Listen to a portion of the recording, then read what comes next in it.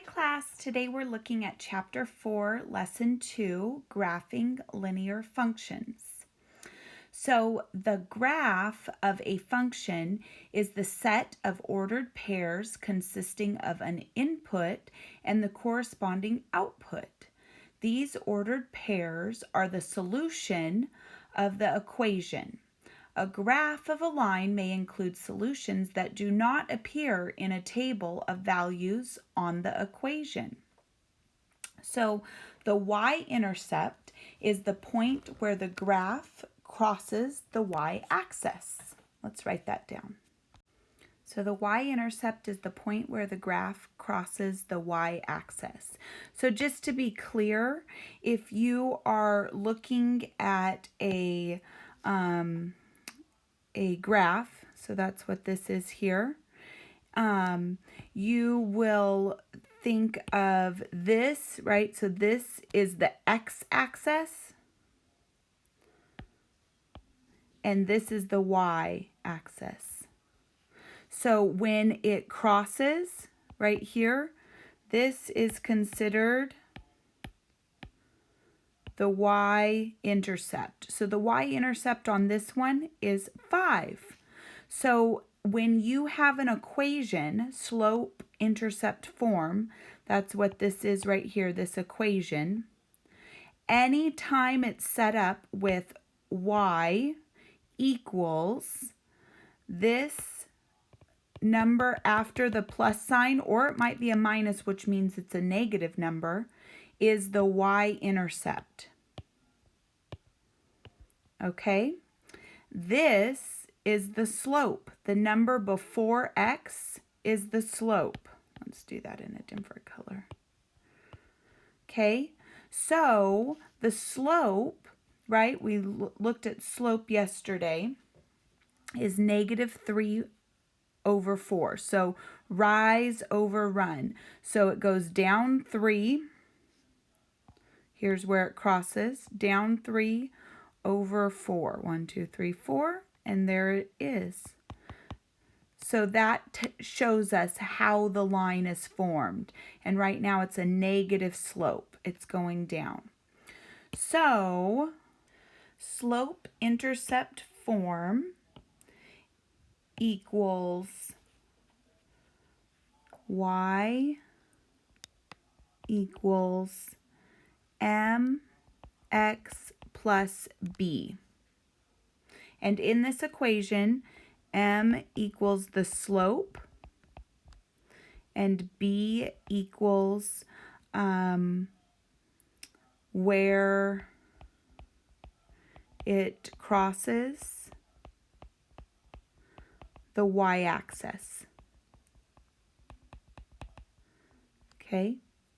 If you know where it crosses the y-axis and you know the slope, you can define the line.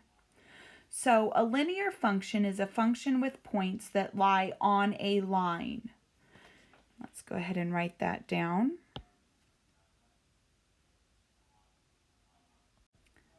So linear function, a function with points on a line. So if it's not a linear line, if it's not a straight line, it cannot be defined by the slope-intercept form. But as long as it's a straight line, this will work. So you can write a linear function in the form of y equals mx plus b. Then you can use the slope and y-intercept to graph the function. So let's take a look at a couple and see how we do. So find the slope and y-intercept. So if we look at these, what did we say? We're going to say that the slope I'm going to define as green and the y-intercept as y. So the slope, it's as long as y is first, y equals, as long as it's in that form, it can be the form, the slope-intercept form. So therefore the slope is 2 because it's right before the x and that's where we know the slope lies. And the y-intercept is 4. So you would just write this as slope equals 2.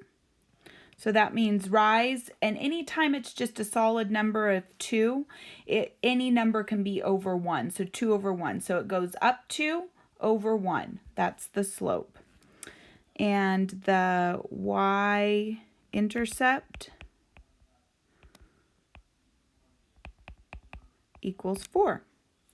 So that means that if you were graphing this, it doesn't ask us to do it there, that it crosses 1, 2, 3, 4 right here at the 2.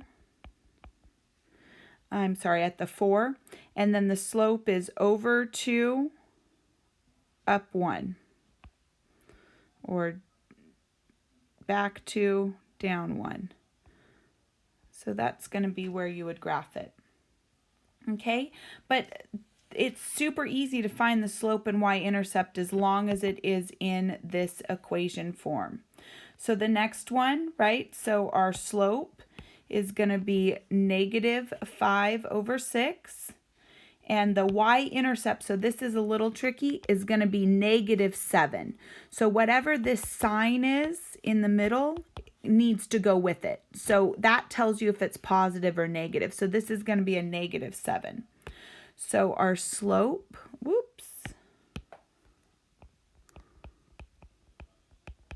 -5 over 6. And our y, I'm going to abbreviate that there, intercept is going to be -7. Okay, try number C on your own. Come back to me when you're done. So this one was a little tricky. There was not a number before the x. Well, whenever you just have an x, it's like having a 1 in front of it. So therefore the slope is 1. So that means over 1, up 1, over 1, up 1. So the y-intercept is -3. So if we were to, let's just for fun graph this. Okay, so it crosses the y-intercept at -3. And then the slope is rise over run, up 1, over 1, up 1, over 1, up 1, over 1. And that would be our graph. Okay, so there's more than one way to do this. So these students were told graph the function y equals 3 over 5x plus 1. So we know, right, this should be the slope, this should be the y-intercept. So this student, Kevin, says, first I'll make a table, then I will graph the points. So what he did is he plugged in 0 for x, and he realized when that happens, y equals 1. And then he plugged 1 in for x. And when he solved that equation, y equals 1.6. And so on. So this is a great way to find out all of those points, right? So that's one way to do it, absolutely. But then Michelle here, she says, I can just use the slope-intercept form to graph the equation. The y-intercept is 1, and the slope is 3/5. So she took it, and she put the y-intercept, 1, and then she did the slope, 3/5, rise over run. Up 3, rise over 5. And there's that next point. And then she did it again so that she could really tell where the line went. Either way is correct. You can choose which way works best for you. So let's try it. Go ahead and try to graph the function y equals -2 over 3x minus 2. Come back to me when you're done. Okay, so I went ahead and did a graph here. So the y-intercept is -2, and then the slope is -2 over 3. Or it could be, remember how we talked about with slope, it could be 2 over -3, and I'll show you why that kind of matters here. So here we are. I'm going to do it Michelle's way first. So to do that, I'm going to go down 2, rise, over, run, over 3. 1, 2, 3. And then see, I'm going to turn it around and do the negative as the 3. So that means I'm going to go up 2, and then I'm going to go negative 3. 1, 2, 3. So here's my line. Okay. So that's Michelle's way to do it. I personally like doing it that way better, but sometimes it is more difficult. So let's check out Kevin's way. So if we did, erase these here. Okay, so if we made a chart and we're going to do X and Y, X equals 0. So if we plug 0 in here, then Y is going to equal negative 2. If X equals, and I'm going to just plug in 3 because I know that 3 will cross that out. So if X equaled 3,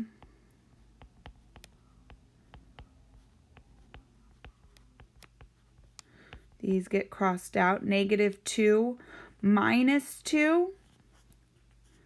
Negative 2 minus 2 is going to equal negative 4. Okay. So then if we plug in, let's do, I mean, you could plug in other numbers. You could plug in like 4. It's just you're going to end up with a fraction, and it's hard to graph fractions on it, but let's do it just for fun. So let's do 4. So we go negative 2 over 3 times 4 minus 2. So this is going to be negative 8 over 3 minus 2. So to subtract 2, we want them to have the same denominator.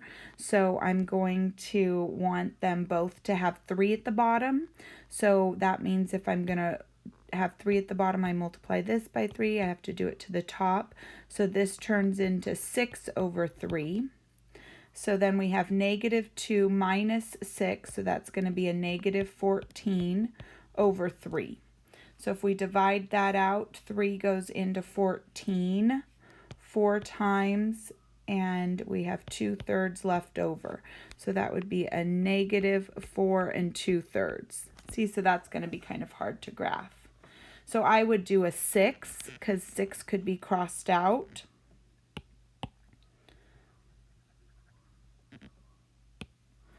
So 6, negative 2, you can see this, Kevin's way is a little bit more time consuming.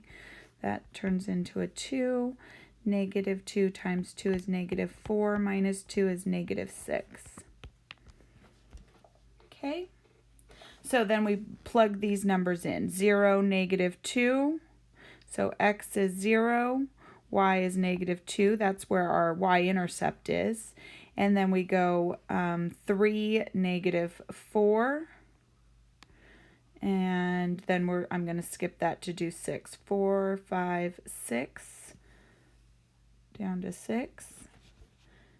And if you see, you can get the feel for where it goes, and it would be covering the same line. So either one is correct, whatever way you prefer.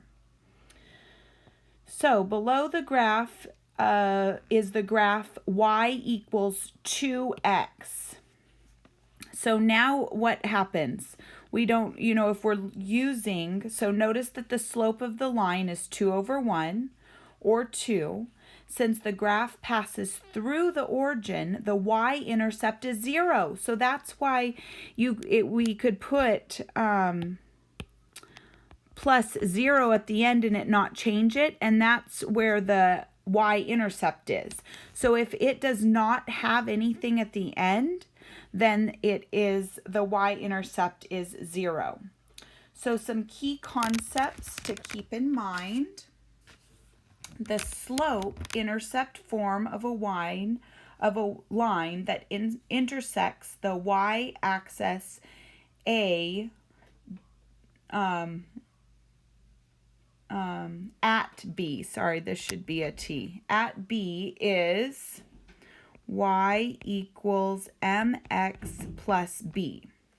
The slope-intercept form of a line that intersects the y-axis at the origin, so the origin means 0, 0, is y equals mx. Okay? Now, if we are looking at graphing functions of the form y equals mx, so if we had the function y equals negative 4/5 x, where it represents the temperature and the x represents time in minutes, they want us to graph it. So the first thing we do is start at the y-intercept, which is 0, 0. The slope is negative 4/5. So we go down 4/5, down 4/5, and we are able to graph it. So now let's graph the function y equals 1/5x. Try that on your own. Come back when you're done. Okay, your line should look similar to this. I started with the y-intercept at 0, 0, and then I went rise over run, up 1, rise over run, over 5. And then because my graph was like this, you can always make these both negative. Down 1, back 5. And then that is the line I came up with. So your homework for today is page 126, 3 through 19 odd. Happy homeworking!